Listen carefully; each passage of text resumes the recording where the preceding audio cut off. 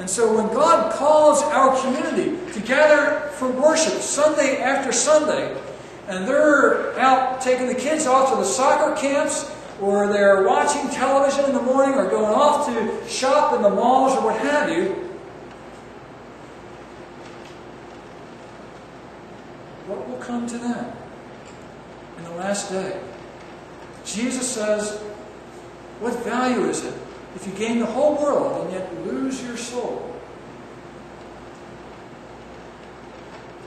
The Apostle Paul talked about some of those who were around with him, working with him in the ministry of the gospel. And there was one individual whom he described as Demas, who apparently was one of Paul's traveling companions, worked with him for some period of time.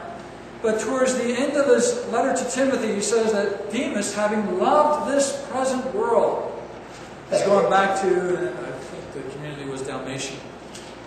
Maybe it was another community. But Demas loved this present world. He is captured by all the things that it offered, its comforts, its pleasures, its wealth, its satisfactions. He thought that in these things he found life and satisfaction. And there was not for him life and satisfaction following after the Apostle Paul, following after the gospel of Jesus Christ. As a consequence, he put his soul in great jeopardy. Another example is Esau, who sold his birthright for a mess of pottage. He wanted present temporal satisfaction. I need something now. And spiritual satisfaction, eternal satisfaction, was something that was not of interest to him. And so he put that all off, and he went for the immediate moment. He put his soul at great risk, in jeopardy.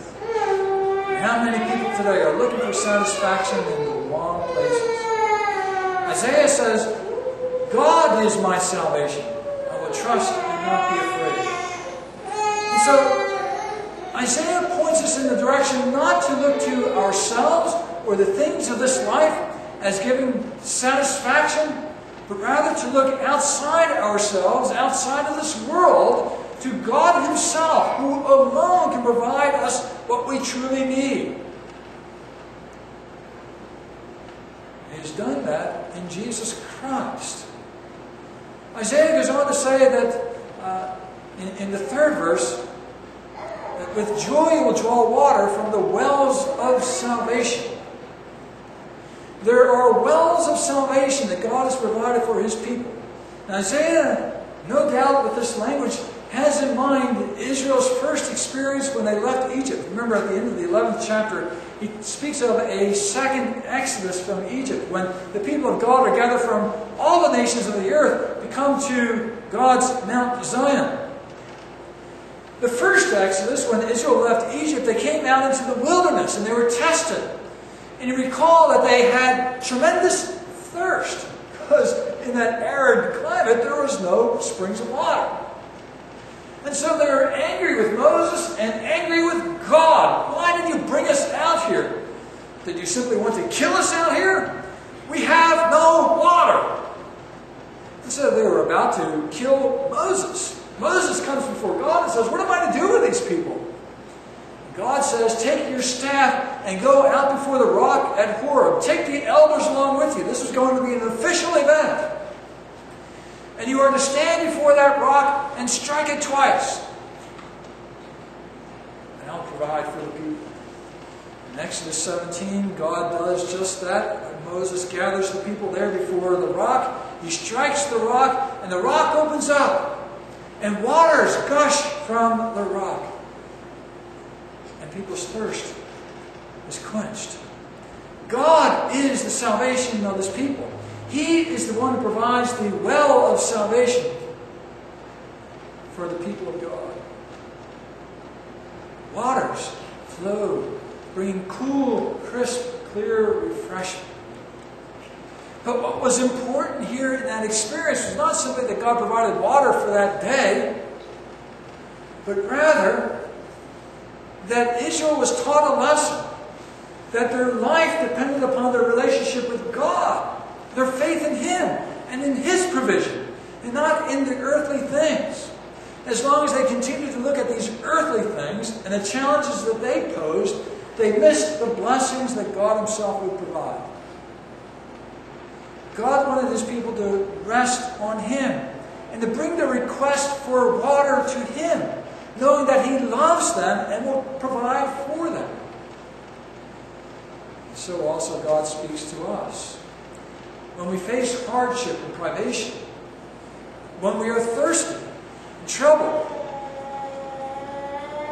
we need to look for satisfaction from our God and pray in faith for His provision. Not grumble and complain and say, "What are you doing? You hate me. You're trying to destroy me out here in this wilderness." Wait on the Lord. Cry out to Him in faith, and He will be your salvation. With joy you'll draw water from the wells of salvation. I love the Hebrew language here. The salvation that Isaiah speaks of, and Isaiah is the prophet of salvation. When you go through the prophecy of Isaiah, this is the first time that the word is used, but it occurs some 25 times as salvation, some 10 times in the prophecy of Isaiah as Savior. I don't know, I didn't get to count how many times it's used as God's saving His people. But clearly, Isaiah is concerned for the salvation of the people of God. And his prophecies from start to finish are all a message of salvation and God's provision of salvation. And the Hebrew word for salvation is Yeshua. Isn't that neat? Yeshua. If you've ever been around the Messianic Jewish community, they speak of their Messiah, Mashiach, Yeshua, Jesus. Yeshua is the Hebrew word for Jesus. In Greek it's Yesu, English Jesus. Isaiah is preaching Jesus, salvation to the people of God, not knowing that that would be the name of the Messiah who would come. But the well of salvation is in Yeshua, Jesus. Now, follow this along here. As the Jewish people reflected on their experience in the wilderness and how God provided water for them, when they would gather at the Feast of Tabernacles up in Jerusalem, one of the ceremonies that they would have is that they would go to the pool of Siloam and draw cool water from the pool. They come back to the temple and pour that water over on the altar. And for 6 days they would do that until the final climactic 7th day. And in one of these events there in Jerusalem, Yeshua would stand before the people of Jerusalem, this Yeshua of Nazareth, Jesus, and he cried out to the people and said, "If any man is thirsty, let him come to me and drink. And from his innermost being will flow rivers of living water." The wells of salvation in Jesus, Yeshua. It's an audacious claim.